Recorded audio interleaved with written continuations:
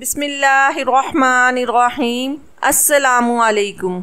आज मेरी शादी की रात थी। मेरे दिल में भी अपनी बीवी को लेकर बहुत से जज्बात थे, लेकिन मेरी तीनों सालियां मेरा पीछा ही नहीं छोड़ रही थी। दरअसल मेरी माँ ने मेरी शादी गैरों में की थी। ये लोग बहुत ज्यादा पढ़े लिखे और आजाद ख्याल के मालिक थे। रुखसती के वक्त मेरी तीनों सालियों ने जिद कर ली कि वो भी अपनी दुल्हन बहन के साथ जाएंगी और सुबह उसके साथ ही वापस आएंगी। तब मेरी सास ने इन्हें हमारे साथ भेज दिया। अब मेरी सालियों ने मुझे बाहर बिठा रखा है। मैं भी इसी इंतजार में था कि कोई आए और इन लोगों से मेरी जान छुड़वाए। जब मैंने हाथ में बंदी घड़ी की तरफ देखा तो मेरी एक साली मुझसे कहने लगी, लगता है आपको कमरे में जाने के लिए बहुत जल्दी है। मैंने कहा नहीं नहीं, ऐसी कोई बात नहीं है। अब मुरव्वत भी किसी चीज का नाम है। मैं इन्हें ये तो नहीं कह सकता था कि मैं तो बेताब हूँ कमरे में जाने के लिए, अपनी हसीन दुल्हन को देखने के लिए, उससे बातें करने के लिए। रात के 2 बज चुके थे, लेकिन वो मुझे उठने ही नहीं दे रही थी। वो मुझसे मेरे बारे में पूछ रही थी और मैं बार बार अपने हाथ पर बंदी घड़ी देख रहा था कि कब ये लड़कियां सोने जाएं और मैं भी कमरे में जाऊं। 2 बजे मेरी वालदा सहन में आई तो मेरी सालियों को डांटने लगी, कहने लगी, तुम लोग क्या मुबश्शिर के गिर्द मगट्टा लगाए बैठी हो? जाओ अपने कमरे में। और मुबश्शिर, तुम अभी तक कमरे में नहीं गए? शर्म करो, रात के 2 बज रहे हैं, चलो जाओ अपने कमरे में। दुल्हन भी क्या सोच रही होगी। मैंने तो दिल ही दिल में शुक्र किया कि मेरी वालदा ने आकर मेरी सालियों से मेरी जान खलासी करवाई। जैसे ही मैं अपने कमरे की जानिब बढ़ा, एक मर्द होते हुए भी मेरा दिल की धड़कनें बहुत तेज थी। मैंने गहरी सांस ली और कमरे में अंदर दाखिल हो गया। सामने मेरी बीवी दुल्हन के अरूसी लिबास में बेहद हसीन लग रही थी। कमरे में गुलाब की खुशबू ने तो जैसे मेरे अंदर तक को तरोताजा कर दिया। मेरा कमरा फूलों से सजा हुआ था। दरवाजे की आहट पर मेरी बीवी सिमट कर बैठी। मेरे चेहरे की मुस्कुराहट और भी गहरी हो गई। धीरे धीरे चलते हुए मैं उसके पास आकर बैठ गया, लेकिन जैसे ही मैंने उसका हाथ थामना चाहा, उसने झट से अपना हाथ पीछे किया। मुझे लगा शायद लड़कियां यूं झिझकती हैं। मैंने अपनी जेब से अंगूठी निकाली और कहा, आमना, अपना हसीन हाथ मुझे दीजिए, मैं आपको अपने हाथ से अंगूठी पहनाना चाहता हूँ। मेरा कहना था कि वो लड़की सिसकियों से रोने लगी। मैं तो बुखला कर रह गया। मैंने कहा, आमना, क्या बात है, क्यों रो रही हो? अब मुझे तो समझ में नहीं आ रहा था कि मैं क्या करूं। दुल्हन का शर्माना ये तो मैंने सुना था, लेकिन रोना नहीं सुना था। मैंने कहा कि चलो उसका हाथ पकड़कर उसे तसल्ली दे देता हूँ, लेकिन वो तो यूं मुझसे पीछे हुई जैसे मैं कोई गैर हूँ। मैंने कहा, आमना, क्या बात है? देखो, हर लड़की की शादी होती है और आजकल के दौर में तो कोई भी लड़की यूं नहीं रोती। ये सब पुराने वक्तों की बातें हैं। मेरे ख्याल से आपको समझना चाहिए। मैंने धीरे से उसको समझाना चाहा, लेकिन वो तो रोई जा रही थी। जब वो चुप नहीं हुई तो मैं उठकर खड़ा हो गया। मुझे उस पर गुस्सा भी आने लगा, लेकिन फिर मैंने सोचा कि आमना को शायद थोड़ा वक्त चाहिए होगा, मैं उसे थोड़ा वक्त दे देता हूँ। मैंने कहा, परेशान ना हो, आप चाहें तो आराम कर सकती हैं। ये कहकर मैं वॉशरूम में चला गया। अपने कपड़े तब्दील किए, हाथ मुंह धोया और आकर सोफे पर लेट गया। मेरे उस अमल पर वो चुप हो गई। फिर वो उठकर वॉशरूम में चली गई। आम लिबास पहनकर वो बाहर आई, लेकिन इसमें भी गजब ढा रही थी। मैंने आंखें बंद कर ली और दिल पर थोड़ा जबर कर लिया कि कोई बात नहीं, बीवी तो मेरी ही है, आज नहीं तो कल आना तो मेरे ही पास है ना। वो भी बेड पर आराम से लेट गई। कुछ देर में मैं भी सो चुका था। सुबह आंख खुली, किसी की उल्टियों की आवाज सुनकर मैं हड़बड़ा कर उठ बैठा। देखा तो बेड खाली था और वॉशरूम का दरवाजा कुछ खुला हुआ सा था। शायद आमना वॉशरूम में थी, उल्टियां कर रही थी। ये देखकर तो मैं बुरी तरह से घबरा गया। एक तो मुझे इन चीजों से उलझन बड़ी होती थी। शायद रात के खाने से इसकी तबीयत खराब हो गई थी। ये अजीब मुसीबत है। मैं सर पकड़कर बैठ गया। मैं चाहकर भी इस मामले में आमना की कोई भी मदद नहीं कर सकता था, इसलिए मैं बाहर बैठा उसके बाहर आने का इंतजार करने लगा। कुछ ही देर में वो हांफती हुई वॉशरूम से बाहर आई। तौलिए से चेहरे पर आने वाला पसीना पोंछ रही थी। मुझे जागता हुआ देखकर उसके चेहरे का रंग उड़ गया। मैं उठकर खड़ा हुआ उसके पास आ गया और फौरन से वो घबरा कर पीछे हटी।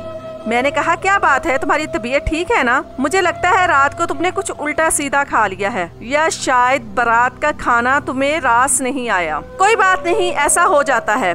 मैंने उसे बड़े प्यार और आराम से बेड पर बिठाया। यह साइड टेबल का दरवाजा खोलकर मेडिसिन बॉक्स निकाला और उसे उल्टी की एक मेडिसिन दे दी। मैंने कहा नाश्ता बिल्कुल लाइट सा करना। वो इस बात पर सर हिलाने लगी। सुबह के 8 बज चुके थे। कुछ ही देर बाद मेरी वालदा भी दरवाजा खटका देती। इसीलिए मैंने आमना से कहा कि मैं बाहर जा रहा हूँ, कुछ देर बाद आप भी एक फैंसी लिबास पहनकर बाहर आ जाइएगा। हमारे घर में सब लोग 9 बजे नाश्ता करते हैं। ये कहकर मैं वॉशरूम में चला गया। नहा धोकर कपड़े बदलकर मैं जैसे ही कमरे से बाहर जाने लगा, आमना कहने लगी, सुनिए। उसकी मीठी आवाज सुनकर मेरे कदम वही जम गए। मैंने मुस्कुराते हुए पलटकर देखा। शौक लहजे में कहा, जी कहिए, क्या कहना चाहती हैं आप? मेरे इस तरह बात करने पर वो नजरें झुकाकर कपकपाते हुए होंठों से कहने लगी, मुझे आपसे कुछ कहना है। उसकी बातें सुनने के लिए तो मेरा दिल कब से बेकरार था। मैं फौरन से चलता हुआ उसके पास आकर वापस बैठ गया।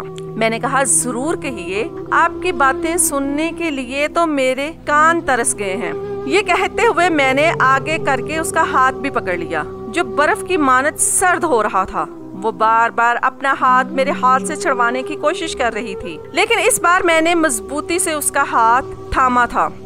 मैंने कहा, कहो आमना, क्या कहना है? वो कहने लगी कि मुझे कुछ वक्त चाहिए, मैं अभी ये रिश्ता नहीं निभाना चाहती। उसने मांगा भी तो क्या मांगा? मेरा इम्तिहान, और मैं तो यूं था कि इनकार भी ना कर सका। मैंने कहा, ठीक है, मैं कर लेता हूँ आपका इंतजार, लेकिन देखिए ज्यादा तवील मत कर दीजिएगा। मैं तो समझा था कि मेरी इस बात पर वो शर्माएगी और मुस्कुराएगी, लेकिन वो तो बस सिर्फ घबरा रही थी। मैं समझ गया था कि वो इन लड़कियों में से है जो बहुत जल्द इस रिश्ते को कबूल नहीं करती, बल्कि धीरे धीरे ही ये सब चीजें समझती हैं। इंसान होने का तकाजा भी यही है।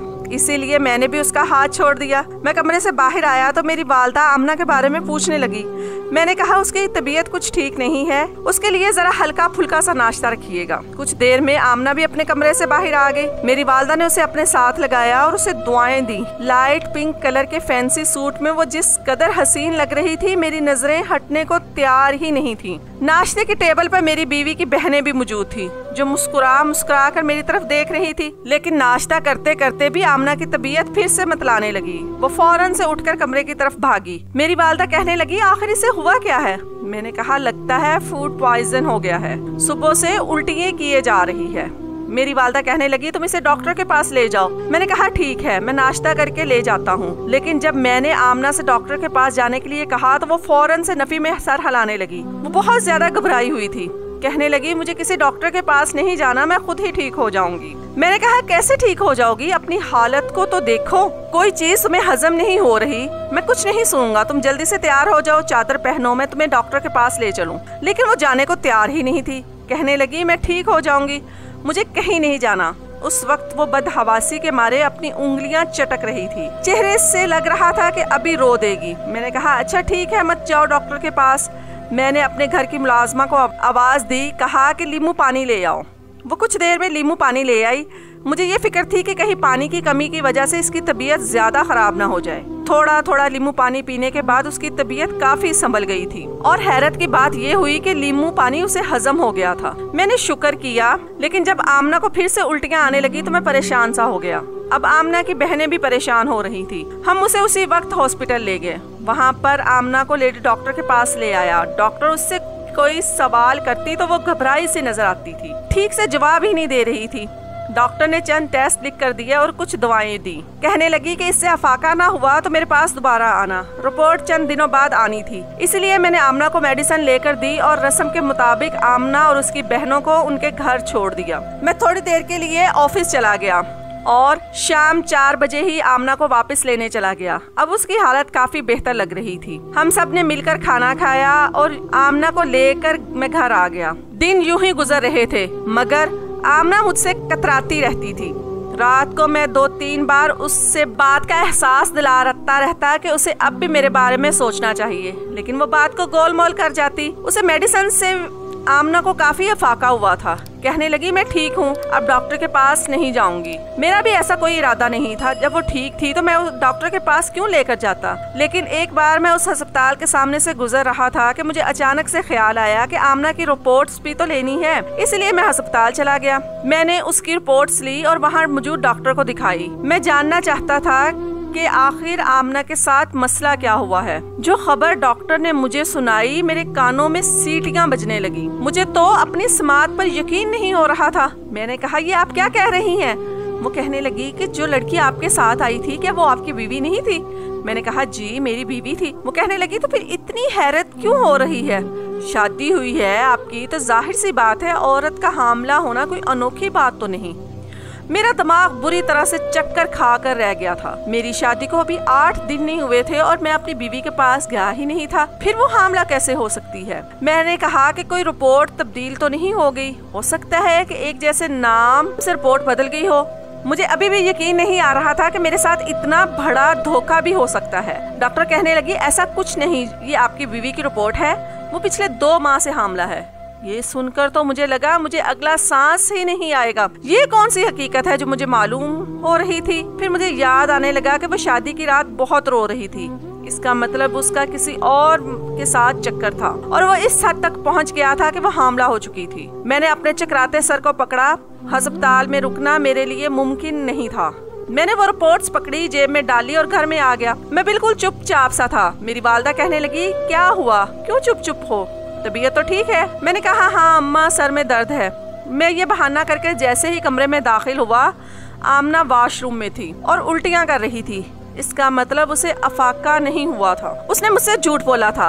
अब तो मुझे डॉक्टर की बात पर यकीन होने लगा था, क्योंकि ऐसी हालत में औरत की उल्टियाँ नहीं रुकती। जैसे ही वो वॉशरूम से बाहर आई, मुझे देखकर घबरा गई और तौलिए से अपना चेहरा पूंछने लगी। इससे पहले कि मैं कोई सवाल करता, वो कहने लगी अभी उल्टी आई है, वैसे तो मैं ठीक थी।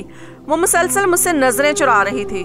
मुझे समझ आ गई कि वो मुझसे झूठ बोल रही है। मैंने जानबूझकर कहा कि लेडी डॉक्टर का फोन आया था, मुझे वो कह रही थी कि अपनी रिपोर्ट्स आकर ले जाएं और अपनी बीवी को भी साथ जरूर लाइएगा, मुझे आपसे बात करनी है। मेरी बात ये सुनकर वो पीली पड़ गई। मैं समझ गया कि वो अपनी कैफियत से वाकिफ है। अगर वो वाकई किसी और के साथ इस हद तक आगे बढ़ चुकी थी तो फिर उसने मुझे धोखा क्यों दिया, मुझसे शादी क्यों की? मैं ऐसा ज़र्फ हरगिज नहीं रखता था कि एक हामला लड़की के साथ जिंदगी गुजारूं और उसके नाजायज बच्चे को अपना नाम दूं। मैं क्या कोई भी गैरतमंद शख्स ऐसा नहीं कर सकता, मुमकिन ही नहीं है। और मैं भी ऐसा ज़र्फ नहीं रखता था। लेकिन जो धोखा मेरे साथ किया गया था, मैं इतनी आसानी से ये सब कुछ बर्दाश्त नहीं कर सकता था। मैंने आमना से कहा कि तुम्हारी तबीयत कुछ ज्यादा ही खराब रहने लगी है, ऐसा करो चंद दिन अपने मायके में रह लो। मेरी बात सुनकर उसका चेहरा खिल गया। कहने लगी ठीक है, आप मुझे मेरे मायके छोड़ आइएगा, मैं कल तैयार रहूंगी। मैंने कहा कल नहीं, अभी इसी वक्त। तुम बस अपने कपड़े बैग में डालो, अपनी तैयारी करो, मैं तुम्हें वहाँ छोड़कर आता हूँ। मैं सोच चुका था कि इसके मायके में जाकर सबके सामने ये बात खोलूंगा, लेकिन मैं नहीं चाहता था कि वहाँ जाकर जो राज मुझे पता चलेगा वो मेरे होश उड़ा कर रख देगा। आमना तैयार हो गई। मैं उसे उसके मायके ले गया। सब लोगों ने मेरी बड़ी आवभक्त की। मेरे सास ससुर सभी खाने पर मौजूद थे। बड़े एहतमाम से खाना बनाया गया। खाने के दौरान ही मैंने अपनी सास से कहा कि आपको बहुत बहुत मुबारक हो, मेरे पास आप लोगों के लिए एक खुशखबरी है। वो कहने लगी क्या हुआ बेटा, शादी के फौरन बाद तुम्हारी प्रमोशन हो गई है? मैंने हंसकर कहा नहीं, प्रमोशन नहीं, इससे भी बड़ी खुशखबरी है मेरे पास। मैंने सामने रखी सलाद की प्लेट से खीरा उठाया और मुंह में डालकर बड़े मजे से खाने लगा। मेरी सास ने कहा अच्छा चलो सुना दो, क्या खुशखबरी मिली है? मैंने कहा आप नानी बनने वाली है। ये बात सुननी थी कि सब लोगों को जैसे सांप सूख गया। आमना ने मेरी जानिब उड़े हुए रंग से देखा। मैंने कहा क्या हुआ, आप लोग इतने हैरान क्यों हो रहे हैं? आप लोगों को तो खुश होना चाहिए कि आपकी बेटी माँ बनने वाली है, बल्कि अब से नहीं पिछले 2 माह से आमना हामला है। ये कहकर मैंने जेब से उसकी मेडिकल रिपोर्ट निकाली और सामने टेबल पर जोर से पटक कर फेंकी और खुद खड़ा हो गया। मैंने कहा आप लोगों ने मुझे इतना बड़ा धोखा दिया। लेकिन ये बात सुनकर मेरे साले, उनकी बीवियां, मेरे ससुर सब ही खड़े हो गए।